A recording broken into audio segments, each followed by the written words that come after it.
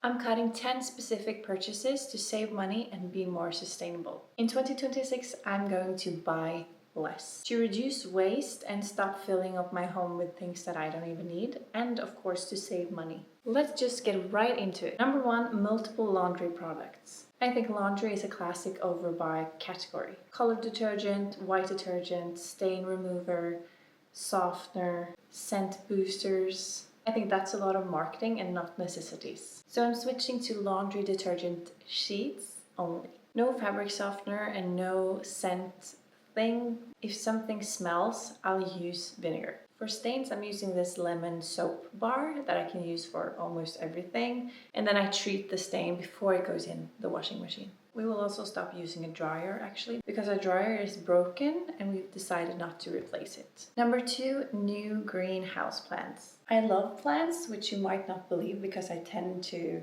kill them. I think they're beautiful. I think they make a home more aesthetic and fresher. And as I'm learning to be a better plant mom as well, I'm also learning to take cuttings from them. So like that I cut 2 of these and then I put it in its own vase and then they turn into a new plant.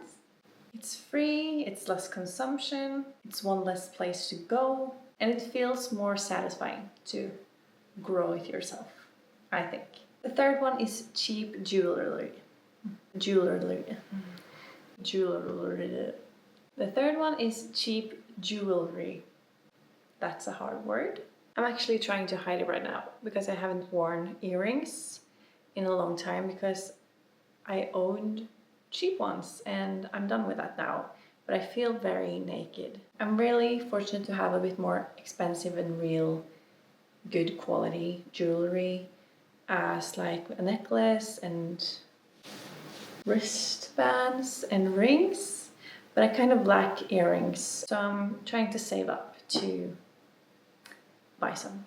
I just want to take care of my stuff and have timeless classic pieces that she can have when she grows up, and it can go like down the family line if they want to use it. So from now on I will only buy jewelry that I will wear for a long time.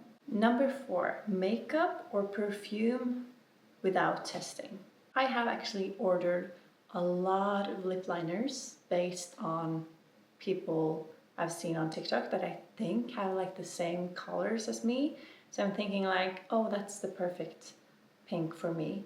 And then I've ordered it and hated it.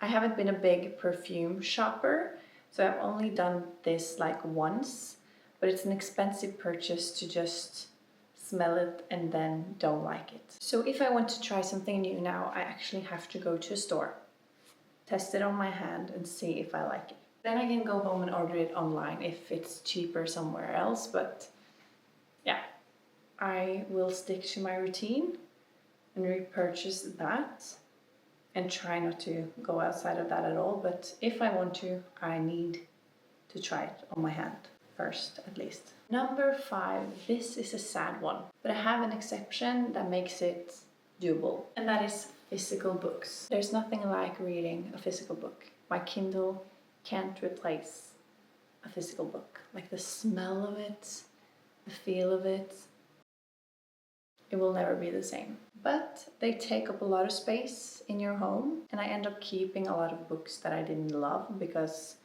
you can't really, people don't really buy used books. Like I can't even sell a book for like 10 kroners online. It's crazy. And all of the secondhand shops nearby are full of books. But here's the exception. If I love a book that much, if I read it on my Kindle and it's absolutely a 5-star book that I love, that I want to reread sometime maybe, or that I want to others to borrow and her to read one day, I'm going to buy a physical copy. That way my bookshelf will only have 10 out of 10 books.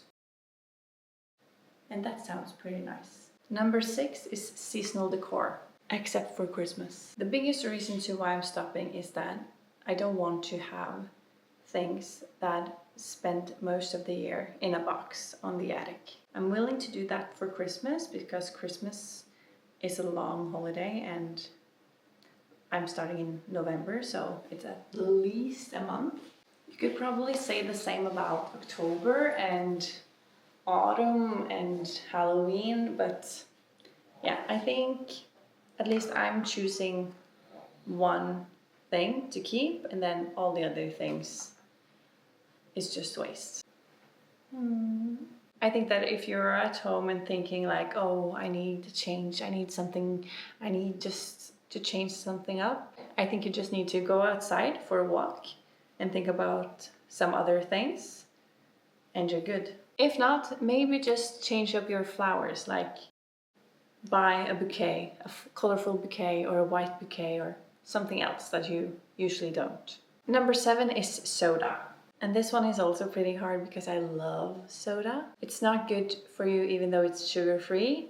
So I'm doing this from a health perspective, trying that, and I'm also doing it because it goes a lot of money.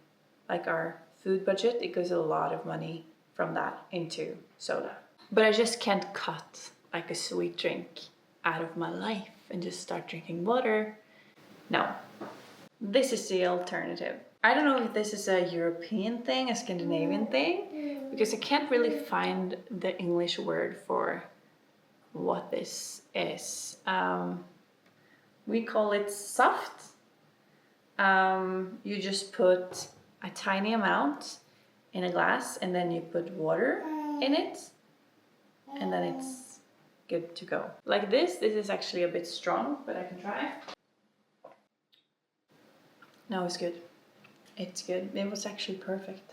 This bottle cost as much as a big soda, but you can get a lot more drink out of it. And I'm also like cutting down, I'm drinking more water, so I don't need as much. So this will keeping for probably a few weeks. And therefore we save a lot of money. This is also sugar-free, and it's probably a lot of bad things in this as well. But it's not the aspartame, which all of the people are talking about right now, that it's not good for you. It's probably something else that's not as good, but aspartame is like the big no. So it's at least not that. Number 8, this is a boring one. Fuel. We needed a new car when we were getting a new family member, so we chose an electric one, pre-owned.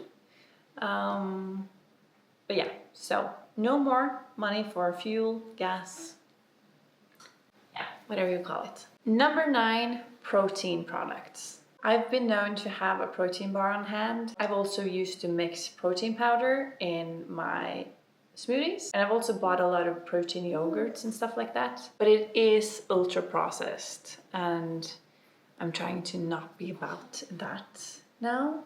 I will be focusing on getting my protein from real foods because I think that will be more than enough for me. And I work out, I will eat healthy, I will try to hit my protein goal, but I don't think it's that necessary for me to add extra things. Number 10 is a little bit of a sneaky one, I think, that I newly discovered, and that is tea bags. I'm not the biggest tea drinker, but I do prefer tea if I need something hot. Tea bags are plastic. What? And I'm trying to minimize my use of plastic, especially plastic that is around heat. So I'm going to have to find like this little thing and buy the tea loose and use that little steel thing in my cup instead. It actually might feel a little bit more like luxurious, so that's like an upgrade. So those were my 10 things. And the point is, of course, to spend money on what matters, what actually adds value, and stop paying for things that I don't really need and that just creates waste. What has made your no buy list this year? Have you done any switches? I would love to know. I'm looking for more things to add on the list, but I think those 10 is a really great start.